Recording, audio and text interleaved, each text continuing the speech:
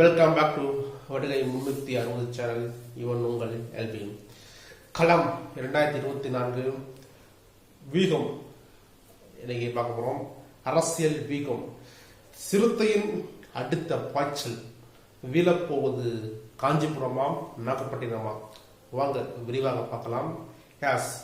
ரீசெண்டா ஜனவரி மாசத்துல பாத்தீங்கன்னா சிறுத்தைகள் திருச்சியில நடத்தின மிகப்பெரிய ஒரு ஆர்ப்பாட்டம், போராட்டம், பொதுக்கூட்டமானது இந்தியாவை திரும்பி பார்க்க வைத்ததுன்னு சொல்லலாம். எதுக்காக நடத்தினார்கள்? எலெக்ஷன் நடக்க போகுது. டிசம்பர் மாதம் நடக்க வேண்டிய பொதுக்குழு போராட்டமானது, ஆர்ப்பாட்டமானது ஜானுக்கு ஏன் சேஞ்ச் பண்ணாங்க?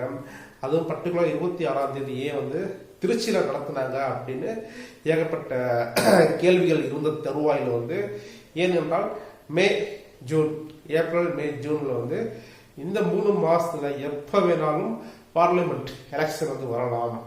அதில் முன்னோட்டமாக இன்னைக்கு INA கூட்டணிகள் இந்தியா கூட்டணி மும்முரமாக கட்சிகளை பலப்படுத்துவதற்கும் அணிகளை பலப்படுத்தவும் பேச்சுவார்த்தைகள் போய்கொண்டே இருக்கின்றது. தமிழ்நாட்டில் மிகப்பெரிய சக்தியாக இருக்கக்கூடிய மு.க. ஸ்டாலின் தலைவர் அவரோட தலைமையில் 40 தொகுதிகளை வெற்றி பெறுவதற்காண்டி இந்தியா கூட்டணியின் சார்பாக பேச்சுவார்த்தையானது நடைபெற்றுக் கொண்டு வருகின்றது. திமுக அங்கம் வைத்த கூட்டணிகள் ஃபர்ஸ்ட் யாரான்னு பார்க்கலாம். மிகப்பெரிய சக்தியாக இருக்கக்கூடியது காங்கிரஸ் இருக்குது. அதுக்கப்புறம் அண்ணன் மதிமுக வைகோ இருக்கிறாப்புல. கம்யூனிஸ்ட் 2 கட்சி இருக்குது. CPM, CPI 2 கட்சியுமே இருக்குது. இந்திய முஸ்லீம் லீக் கட்சியானது இருக்குது. கொங்கு நாடு கட்சி இருக்குது. அதுக்கப்புறம் அண்ணன் திருமாவளவனோட விடுதலை சிறுத்தைகள் கட்சி அங்கம் வகிக்கின்றது. இப்ப முதற்கட்டமாக அனைத்து கட்சிகளுக்கும் முதற்கட்டமானது தொகுதி பங்கீடு கூட்டணி பேச்சுவார்த்தையானது நடைபெற்று முடிந்த தருவாயில பர்டிகுலரா விடுதலை சிறுத்தைகள் திருமாவளவன் தலைமையில் நடந்த கூட்டணி மற்றும் இன்னைக்கு அலசி ஆராய்ச்சி கொண்டு இருக்கின்றார்கள். திருமாவளவன் இப்படி கேட்டிருக்கக்கூடாது, ஸ்டாலின் இப்படி சொல்லிடக்கூடாது, TR பாலு எதுவுமே சொல்லலை அப்படின்னு பர்டிகுலரா இவங்க 2 பேரோட கூட்டணி பங்கீட்டு டிஸ்கஷனை மட்டும் இன்னைக்கு நெட்டிசன்கள் உட்பட சமூக வலைதளத்தில் மிக பரவலாக பேசப்பட்டு வருகின்றது. அப்படி என்னதான் பேசினாங்க அப்படின்னு பார்க்கலாம். பேசுறதுக்கு முன்னாடி 2019க்கு போயிடும். 2019 சேம் கூட்டணி தான் வச்சிருக்கிறாங்க இது வரைக்கும்.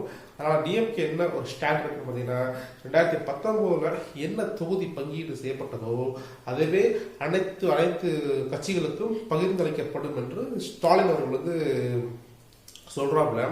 பட் மாறாக 2019 அந்த திருமாவளவன் சிதம்பரத்திலையும் அண்ணன் ரவிக்குமார் அவர்கள் விழுப்புரத்திலையும் MP-யா தேர்ந்தெடுக்கப்பட்டார்கள்.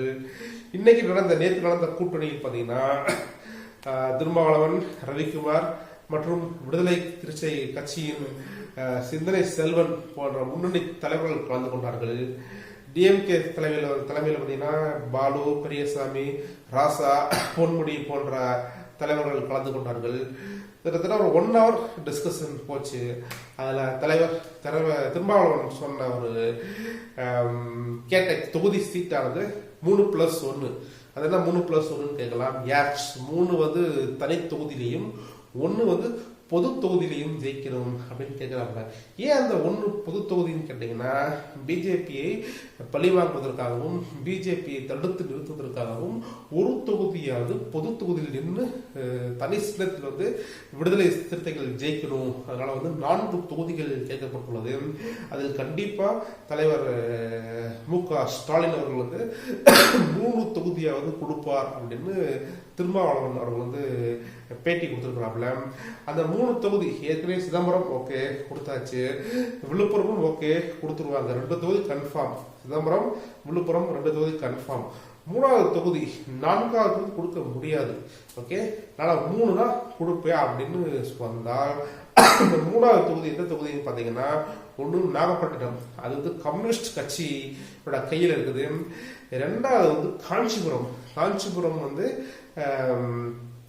DMK கையில் இருக்குது. ஸோ அப்போனா வந்து ஏதாவது ஒரு தொகுதியை கொடுங்க அப்படின்னு கேட்கும்போது பார்த்தீங்கன்னா கம்யூனிஸ்ட் பக்கம் வந்து திருமாவளவன் வந்து அனுசரித்து போகக்கூடிய நிலைமையிலும் காஞ்சிபுரம் தொகுதியை வந்து கேட்கக்கூடிய நிலையிலும் நிலைப்பாட்டிலும் இருப்பதாக செய்திகளானது வெளிவந்த வண்ணம் உள்ளது. ஓகே, போகக்கூடிய அப்டேட்ல பார்க்கலாம். ஸோ இதே நம்ம பிரேமலதா அவர்கள் வந்து தேமுதிக கட்சிக்கு வந்து 14+1 கேட்டாங்க. அதே பெரிய சமகாமடி 14 MP தொகுதியும் ஒன்று வந்து பார்லிமெண்ட் ராஜ்யசபா MP தொகுதியும் வந்து வேணும் சொல்லி கேட்டாங்க. பட் திருமாவளவன் கிட்ட ஒன்லி 4 மட்டும் தான். 3 வந்து MP தனி தொகுதியிலையும் 1 வந்து பொது தொகுதியும் கேட்கிறாப்புல. ஸோ தேமுதிக டிமாண்டு 14+1. அது வந்து எந்த கூட்டணிக்கு போகுதுன்னு தெரியல, ஏடிஎம்கேவா இல்ல பிஜேபி கூட்டணியான்னு தெரியல. பட் அவங்க என்ன சொன்னாங்கன்னா 14+1 14 MP தொகுதிகளையும் 1 ராஜ்யசபா தொகுதியும் கொடுத்தால் அவங்க கூட்டணியில் தேமுதிக அங்கம் வைக்கும் என்று பகிரங்கமாக அந்நியார் அவர்கள் சொன்னார்கள், பிரேமலதா அவர்கள். பட் திருமாவளவன் கேட்டது பார்த்தீங்கன்னா 3+1 தான். 3 பொது தொகுதி, 1 வந்து தனி தொகுதி, 4மே MP சீட்டு தான். ஓகே, ஏன்னா நாகப்பட்டினம் கேட்க வாய்ப்பு இருக்காது. ஏன் சொல்லுங்கன்னா நாகப்பட்டினம் வந்து ஒரே ஒரு MLA தொகுதி உள்ளடக்கியதாக இருக்குது. மக்கள் தொகையும் குறுகிய மக்கள் தொகை. நான் காஞ்சிபுரம் கேட்க வாய்ப்பு இருக்குது. ஏன்னு கேட்டீங்கன்னா காஞ்சிபுரம் சரௌண்டிங்ல ஒரு 50 to 60% வந்து விடுதலை கட்சிகள் வந்து மிக சிறப்பாக செல்வாக்கோட இருக்கக்கூடிய காரணத்தினால வந்து அந்த 2 MLA தொகுதியானது இருக்குது. அதனால கண்டிப்பா வந்து காஞ்சிபுரம் கிடைக்க வாய்ப்பு இருக்குது. நாகப்பட்டினம் டவுட்னு சொல்ல வராங்க.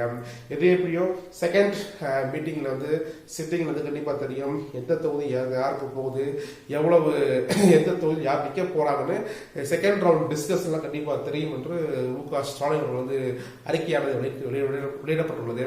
ஓகே, இந்த அப்டேட் கண்டிப்பா பிடிச்சிருக்கும். ஓகே, நாகப்பட்டினமா காஞ்சிபுரமா பொறுத்திருந்து பார்க்கலாம். வெல்வது ஜனநாயகம், வாழ்க பாரதம். பாய் சீட்டேகர்.